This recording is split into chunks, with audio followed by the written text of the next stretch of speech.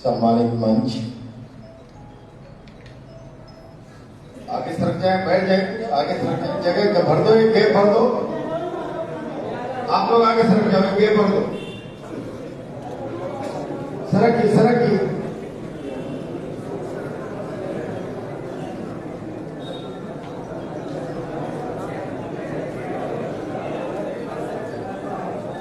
बस बैठ जाए।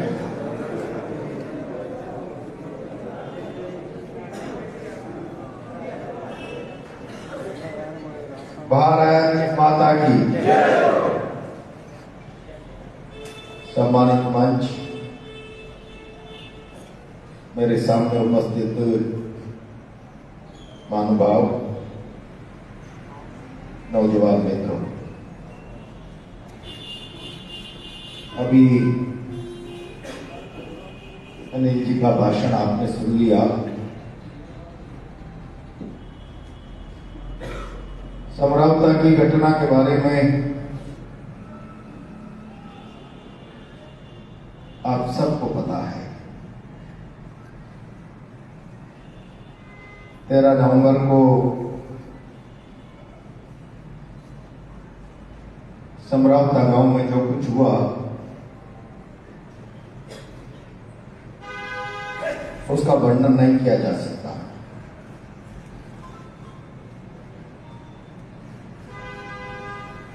समरौता अपने लिए न्याय मांग रहा था। लोकतंत्र में अपने हक अधिकार की बात करना और उसके लिए लड़ना, ये सबका अधिकार है।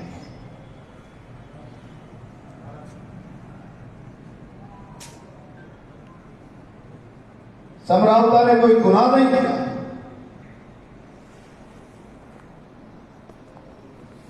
पंद्रह किलोमीटर दूर उनियारा से उठाकर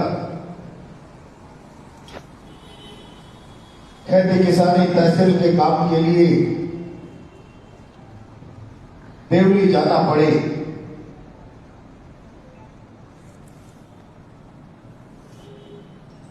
और जब लंबे समय से अपनी बात कर रहे थे, सुनवाई नहीं हो रही थी, तो शासन का ध्यान कैसे खींचा जाए, इसके लिए उन्होंने चुनाव के बहिष्कार की घोषणा कर दी। वोट डालना, वोट का बहिष्कार करना, यह भी हमारा संवैधानिक अधिकार है। लेकिन टोंक के जिला प्रशासन ने कलेक्टर के इशारे पर, एसपी के इशारे पर, वहां के एसडीएम ने आकर जबरदस्ती समरौता गांव के सरकारी कर्मचारियों को मतदान के लिए दबाव बनाया, नौकरी से निलंबित करने तक की धमकी दी। नरेश ने थप्पड़ मार दिया। सारा देश का मीडिया चिल्ला रहा है, थप्पड़ कान, थप्पड़ कान। लेकिन मैं आज ये कहना चाहता हूं, क्या किसी ने इस विषय पर सवाल उठाया? पूरे राजस्थान में चुनाव की आदर्श आचार संहिता लगी हुई। चुनाव की आचार संहिता में कलेक्टर, एसपी, एसडीएम किसी को सही गलत वोट डालने के लिए प्रेरित नहीं कर सकते, दबाव नहीं डाल सकते। क्या इस तरीके से आचार संहिता में एसडीएम का दबाव डालकर वोट डालना आदर्श आचार संहिता के खिलाफ नहीं? और अगर एसडीएम ने कानूनी रूप से गलत काम किया है, तो मैं आज राजस्थान की सरकार से सवाल करना चाहता हूं, नरेश ने थप्पड़ मार दिया, 1.5 महीने से जेल में है, गैर कानूनी काम करने वाले एसडीएम के खिलाफ आपने क्या कार्रवाई की? क्या कार्रवाई? और इतना ही नहीं, रात के समय नरेश की गिरफ्तारी को लेकर जिस तरीके से समरौता के गांव पर सरकारी हमला हुआ, मैं सरकारी हमला बोल रहा हूं।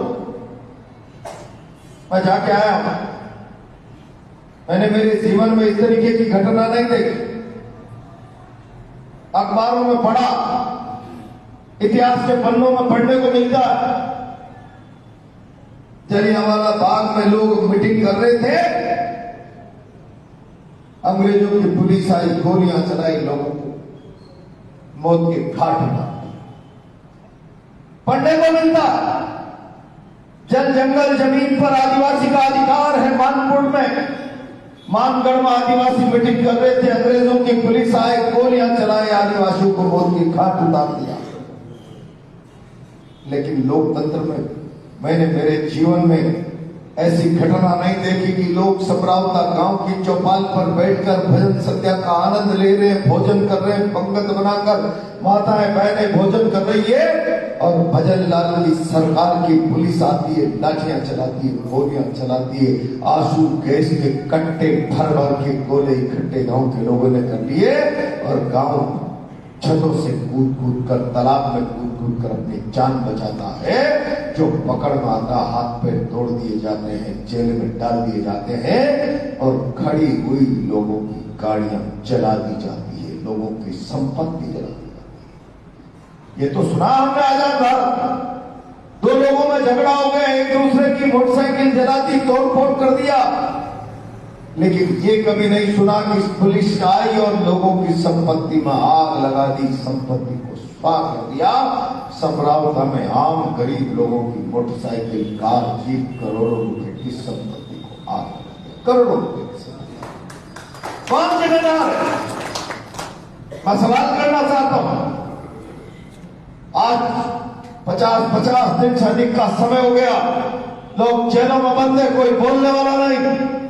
40 दिन का समय, और राजस्थान सरकार के मंत्री किरोड़ी लाल जी और गृह मंत्री जवाहर सिंह मैडम जाते और जाकर बोल देते हैं, हम समरावता कांड की जांच डिविजनल कमिश्नर से कराएंगे।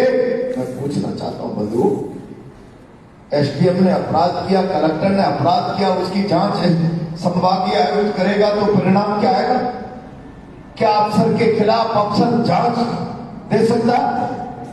और इसलिए हमने तय किया है, सरकार कान खोलकर सुन ले, समरावता कांड की जांच संभागीय आयुक्त से नहीं, राजस्थान हाई कोर्ट के सिटिंग जज से होनी चाहिए। और समरावता में जितने लोगों की प्रॉपर्टी जलाई गई है, एक गरीब व्यक्ति को पाई का भुगतान किया जाना चाहिए। ये हमारी बात है।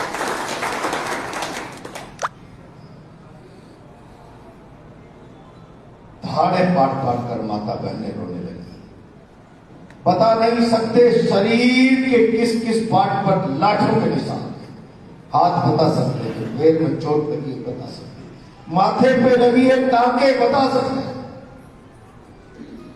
ऐसा जुल्म जिन लोगों ने किया है, उन जुल्मियों के खिलाफ मुकदमा दर्ज होकर कानूनी कार्रवाई हो। बोलने वाला है सरकार ने जो कर लिया, अत्याचार कर लिया, जुल्म कर लिया, कोई खबर लेने वाला नहीं। मैंने समरावता में जाकर कहा, भजनलाल जी, समरावता की घटना ने अंग्रेजी राज की यादें ताजा कर दी।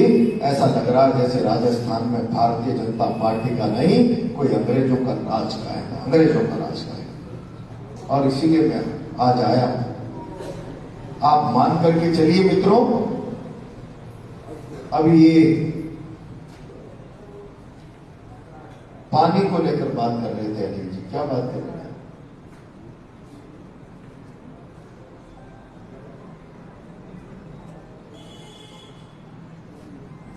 रैमन पानी राखी, पानी को लेकर कुछ कहा था है?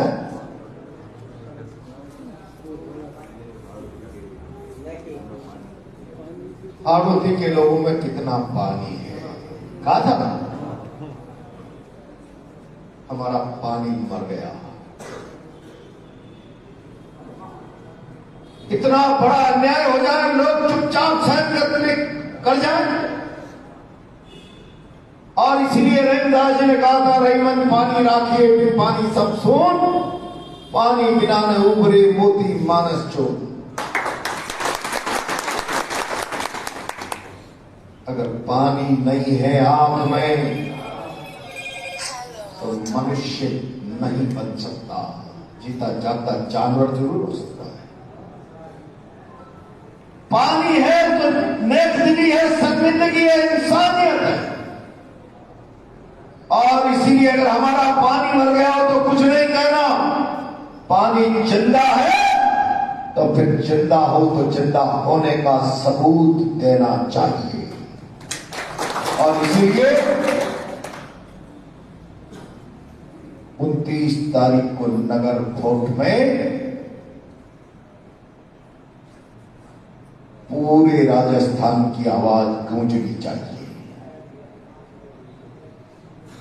बहुत सारे लोग नहीं बोल रहे। नरेश ने निर्दलीय चुनाव लड़ लिया,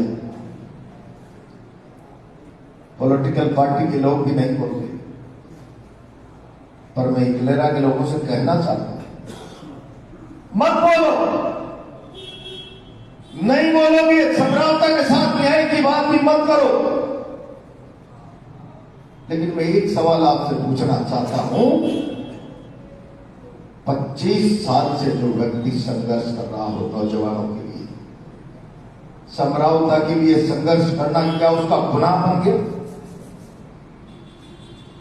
और अगर समझौता के लिए संघर्ष करना उसका गुनाह आप लोगों ने मान लिया, सरकार ने जेल में डाल दिया और उसकी बात खत्म हो गई, तो मैं सारे लोगों से कह रहा हूं, सारे लोग मिलकर एक दिन में मुझे कोई नरेश मीणा बना के बता दो।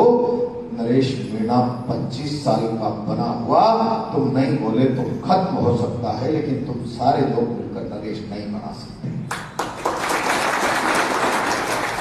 एक दिन में नरेश बना सकते हो? नहीं। 2500 सालों से नौजवानों की आवाज बनकर लड़ रहा है, और आप लोगों की एक दिन की, एक महीने की चुप्पी 25 सालों की उस आवाज को दफन कर सकती है, दफन कर सकती है। नरेश की बात का पिटना, नरेश की बात का खत्म होना, आम आदमी के लिए संघर्ष की बात का खत्म होना है। मैं लोगों से कहता हूं, अगर समाज में अन्याय, अत्याचार, गुंडागिर्दी, दादागिरी के खिलाफ आवाजें बंद हो जाएगी, तो मेरे सामने बैठा हुआ कोई एक व्यक्ति ये कह सकता है कि राजनीति का अगर अंकुश समाप्त हो जाए तो बिना तुम्हारा खून पिए कोई तहसीलदार, थानेदार, पटवारी, सिपाही तुम्हारी मदद कर सकता है?